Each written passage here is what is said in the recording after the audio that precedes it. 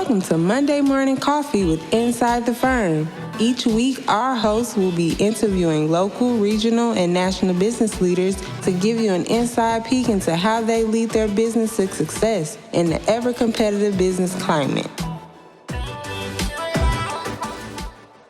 Welcome to Monday Morning Coffee with Inside the Firm. Today I have a very special guest, not actually from Ireland, but in Chicago. Conor Cunneen is IrishmanSpeaks and is happily exiled in Chicago, where he says the Guinness is good, the people are friendly, and has been force-fed more corned beef and green beer than he ever had in Ireland. Conor is a former marketing vice president who now earns his living as a keynote speaker, business humorist, and consultant who leaves audiences with a smile on their face, a spring in their step, and a memorable, actionable takeaways to improve people performance and productivity. Conor is Chicago's most humorous speaker of the year for a speech, would you believe it, on customer service in San Quentin Prison.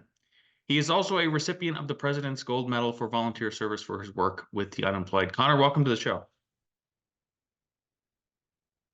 Hey, Lance, thank you for that intro. I couldn't have written it better myself.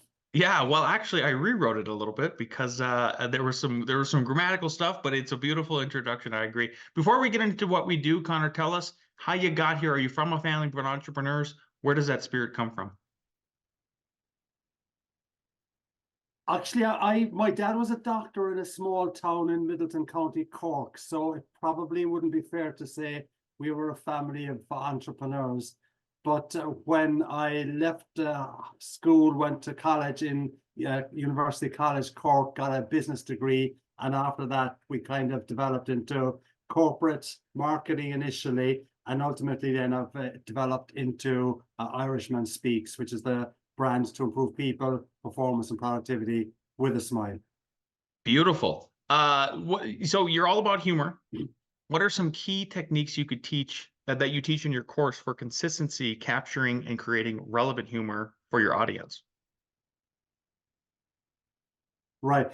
Well, I'm all about good business content primarily, Lance, but one of the ways to get that good business content across is through adding humor and putting a smile on your audience's face. And whether you're speaking to a large audience, whether you're doing a business presentation, whether you're doing a presentation for your architecture firm, for instance, I do believe that if once or twice during your interaction with that audience, whatever it is, you can put a smile in their face, you're going to create a better connection with that audience, with that client. And when you do that, you have a much better chance then of having a more comfortable meeting and getting the business that you do want to get. Yeah, I agree. Maybe you could give us just do you ever break it down for people of, let's say there's people who are listening to this and they say, I am not funny. But I feel like everybody can be given some kind of tips to where they could become a little bit funny. Yep. You know, are there just like standard kind of joke formulas? Help us out with that. Right. Okay. So I'm going to ask you a question, and this will give you the 5 concepts that I'm going to speak about. Because what I say, Lance, what I say, Lance, is that you don't have to be funny to be funny. What you need to do is you need to capture the humor around you. So I'll ask you a question. I'm looking for a 5-letter word, and we'll work with that word then. Okay. So if I say something funny to you, Lance, what do I hope that you will do? Laugh. Okay, rock and roll. All right. So let's take that laugh word, L-A-U-G-H, and use it to provide 5 concepts that would help anyone to add humor to their presentation, to their sales call, or to their interaction.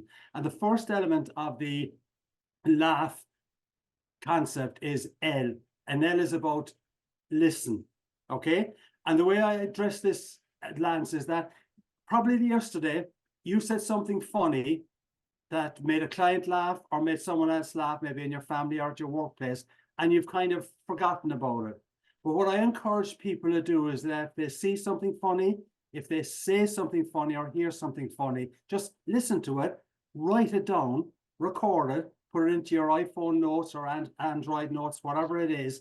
You don't know when you're going to use it, but you will find some time, someplace, somewhere to use it. So that's the first one. Just commit to say, all right, I'm going to stop recording, listening to what is going around the place. First element of laugh.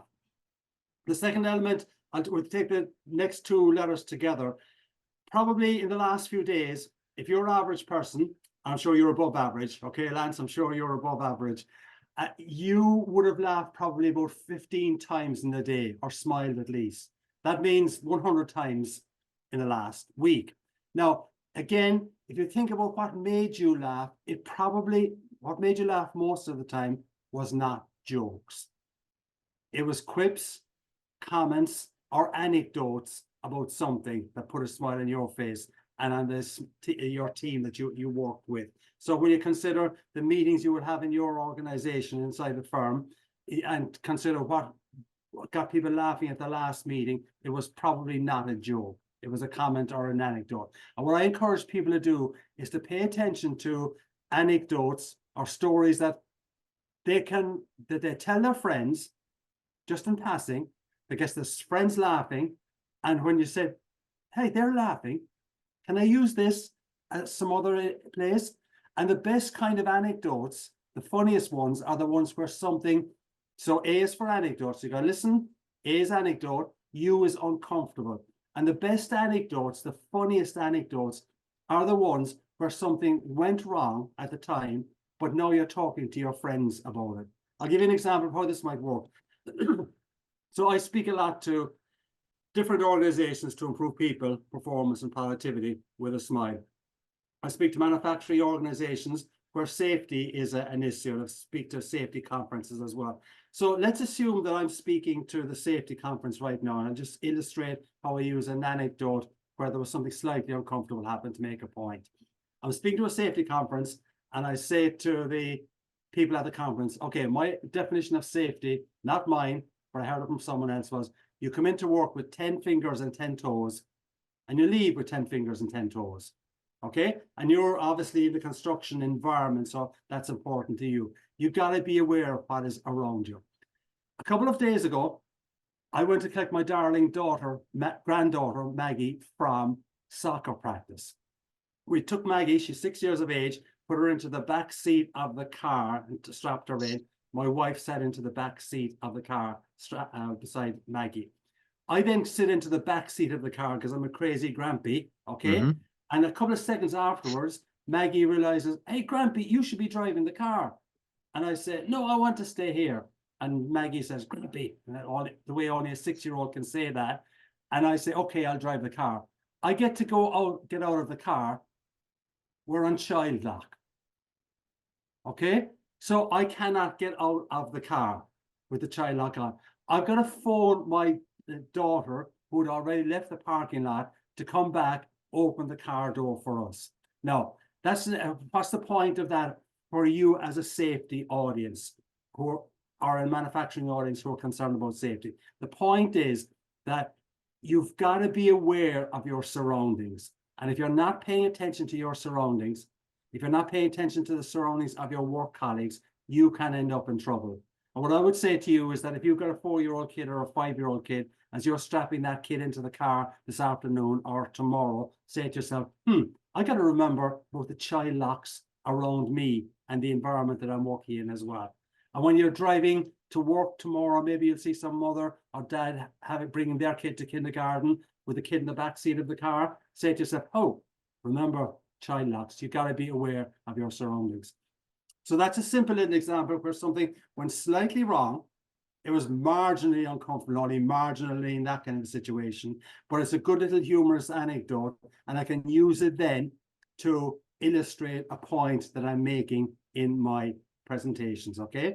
So we've got listen, anecdote, use uncomfortable, Lance, a part of the LAUGH acronym. G is Google, as I refer to it as the Googler. And I kind of jokingly say people should Google on the Bing. Obviously, need to Google on AI now, I suppose. But if you Google on the Bing for something related to your activity, your business, or your presentation, you can come up with some good material that is not copyright, that will be useful in your presentation. So, for instance, if you're doing a presentation on for a client about architecture, you could Google something like humorous quotes about architecture. or humorous quotes about construction. Another one would be funny newspaper headlines. And you could then bring, if you wanted to do funny newspaper headlines, construction or architecture, take some image of that and just once, only once maybe in your presentation when you're making a point and you think it might be appropriate, drop that into the presentation. You've got your client smiling. It's kind of improving the vibe around the whole presentation again, and you're on a win-win situation.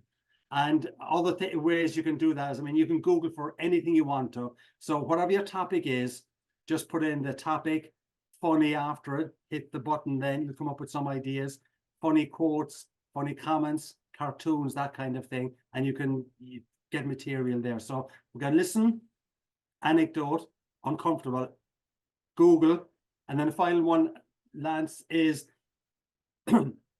H is for he to ho, ho, ho. Now, this is a bit more advanced, but basically the idea here is that if you are at a presentation, so if I'm doing an event, for instance, at a presentation or a keynote, and I say something, kind of a quip, ad lib, that gets a reaction from the audience where you kind of get a he. I'm recording that, I'm listening to it, and I'm saying, all right, Conor, what can I do to go from he to ho, ho, ho? And there's probably some simple little things you can do. You can either tighten it up a little bit, or maybe you can exaggerate it a little bit. But once you get into the habit of trying to add humor to your presentation, you'll see that when you put a smile in someone's face the first time, almost certainly you can enhance that smile the next time you use it by doing something ever so simple. So that's 5 elements: listen, anecdote, uncomfortable, Google, and he. That's spelled the LAUGH acronym that will help anyone to connect better with their audience, and would also help anyone who's doing business presentations. Now, you don't need to be funny.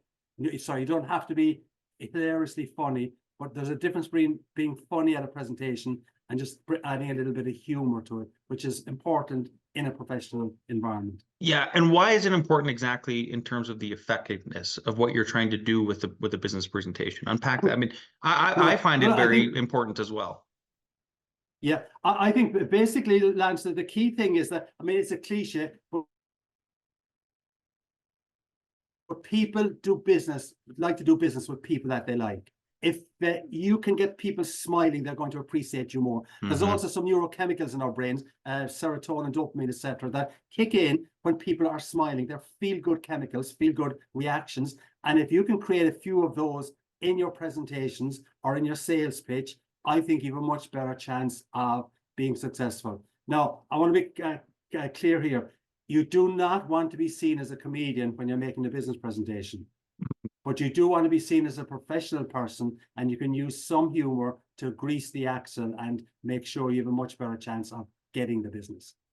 Yeah, I love that. I completely agree. My business partner, what's hilarious is my business partner and I last week were just talking about this and how much humor plays into when we go to sell the architecture firm our services, to people and gain their business. It's a big deal, and I think we actually tried to have some of our some employees do sales, and I'm not sure, and I think that was one of the parts that was sort of lacking. So I'm interested to see how, I love this acronym that you put out, which kind of leads me to another one that you talk about too, which is CHAPS. What is this CHAPS concept about? The man has done his research. Good man. So basically what I'm saying here is that, I mean, you're building a business and looking at some of the videos you've got on YouTube, you're talking about entrepreneurs and the various ways you can grow your business. And I do think that one of the very simple ways that you can grow relationships with your clients is by setting yourself some micro goals. And we'll go through another acronym in a second. The micro goals spell the acronym CHAPS, CHAPS, which will help you and your client relationship. What I'm saying here, Lance, is that if it's probably fair to say that when you achieve a goal, you feel better and more positive about yourself. Yeah. Okay. All right. So the reason why that happens is that dopamine is kicking in, which is one of the chemicals we mentioned previously, makes you feel better when you achieve a goal.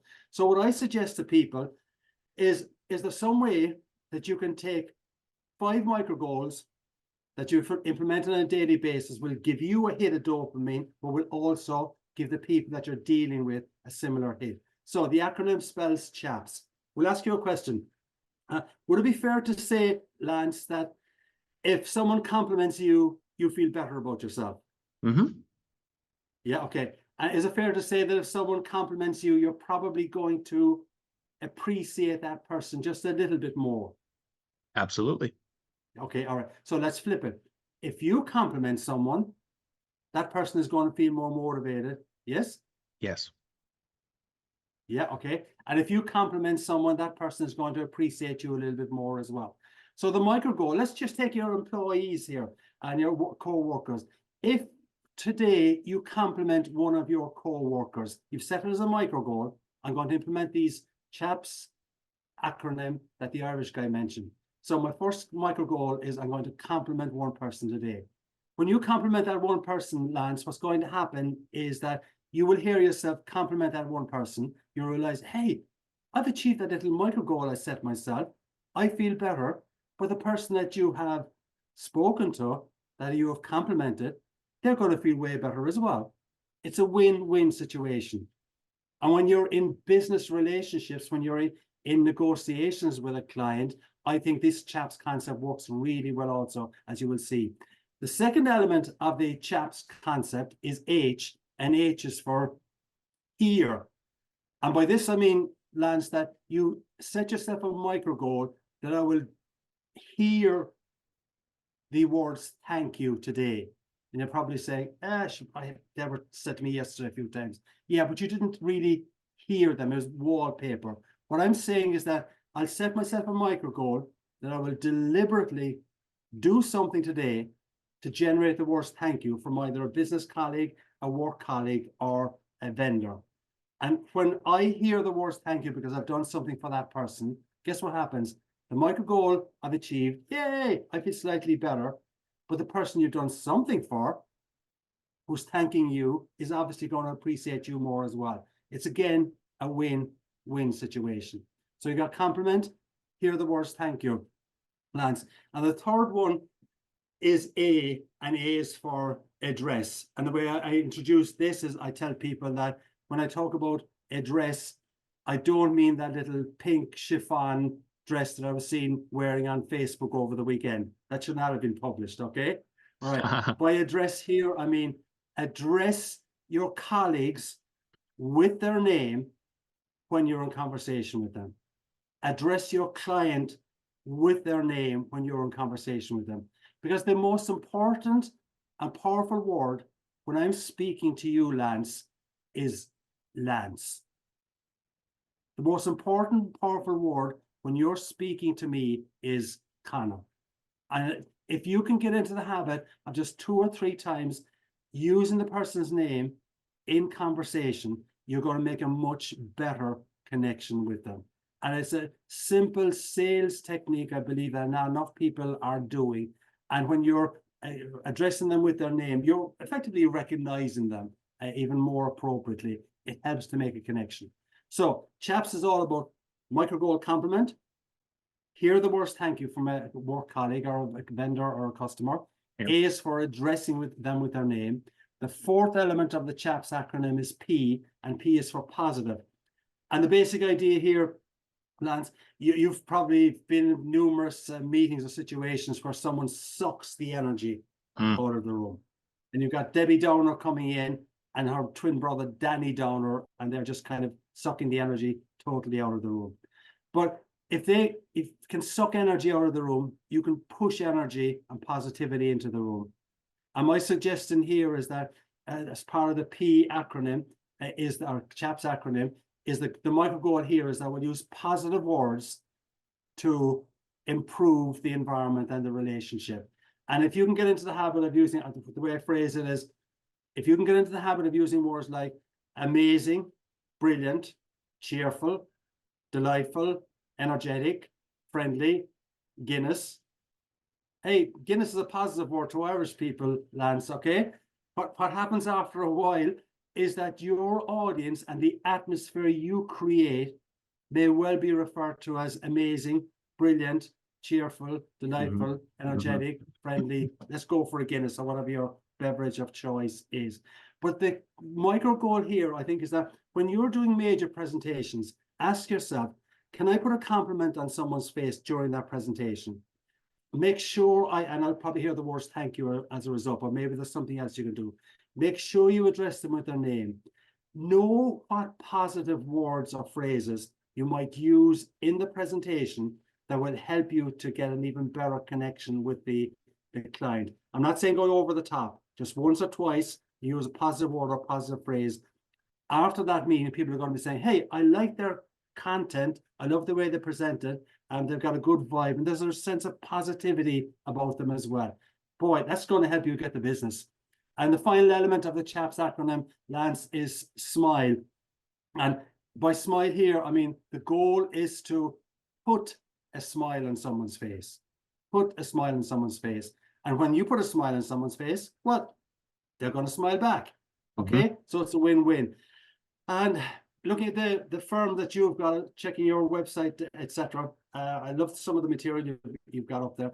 I mean, I'm sure you have regular weekly meetings or meetings with staff internally.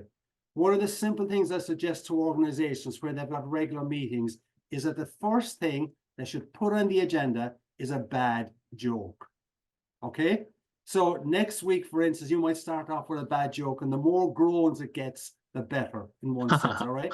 Then the following week, maybe Alex does one, and the more groans he gets, the better as well. But it just helps to create a different vibe. That the serotonin is kicking in, the dopamine is kicking in, etc. People are feeling better, and it does, I think, help just to add a little bit of additional productivity and mood to, I'm sure, are generally good meetings anyway. But obviously, they're not all this. As it was, life isn't a bed of roses all of the time.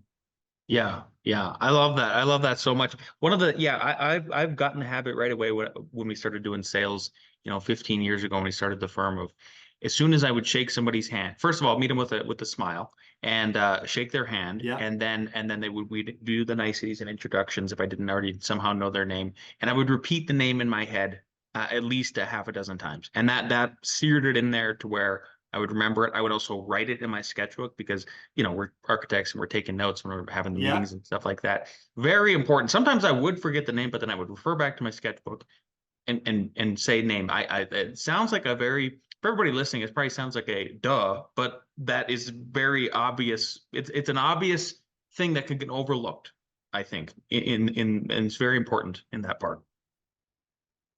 I completely agree. And I mean, all of these things in a sense are duh, but I mean, it's whether or not we implement them. One of the simple things that I do when I'm starting a phone call or a business call is I get out my red marker and I take a white piece of paper, put it down in front of me and write down the person's name.